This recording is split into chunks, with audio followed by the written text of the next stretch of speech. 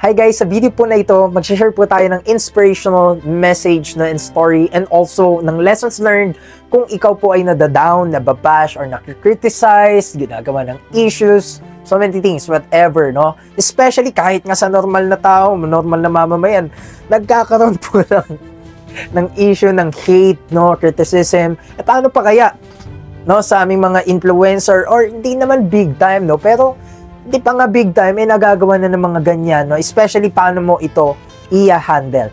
Okay? So, kaya naman ako kasi medyo marami sobrang dami, no? But, yun, ano ba yung mga lessons learned ko tungkol dyan? At disclaimer, no? Ayoko sanang magtunog mayabang or mag-brag, no? Masabihin yung mga ibang words. Pero, just to be transparent, sabihin natin yan, no? So, unang-una kasi dyan, guys, no? Siyempre, especially if you are in the social media space, no? Content creator ka, or mahilig ka mag-share, mahilig ka mag-post, no? Katulad ko po, asahan mo na, no? Hindi naman pare-pareho ng utak, takbo ng utak ang mga iba't ibang tao. May iba't iba tayong opinions and comments that we should respect kay each other na syempre free will po nila yon, freedom of speech, ika nga okay yon, no? Wala pong problema doon at hindi po natin dapat iniintindi yon. Take natin kung ano yung good and then tapon natin kung ano yung sa tingin natin hindi tama at hindi totoo.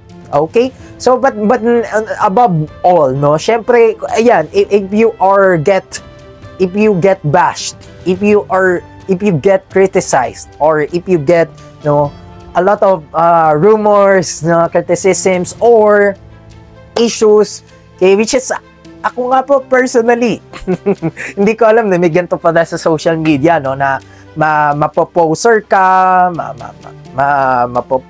alam mo yun,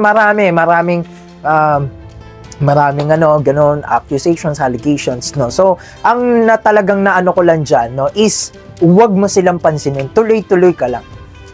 Pag may mga bashers, no, may criticisms, na alam mo naman talaga, alam mo yung mga allegations na hindi totoo, no? Ito na nga po, kamukha po sa akin, no?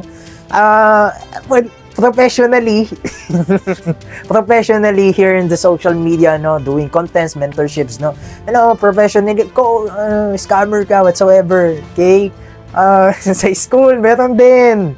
Okay, sa love life, meron din. Sa ganito, meron din. Sa pamilya, meron din. So, I mean, ang daming accusation, allegation, criticism, bashing. So, kung tumigil ako,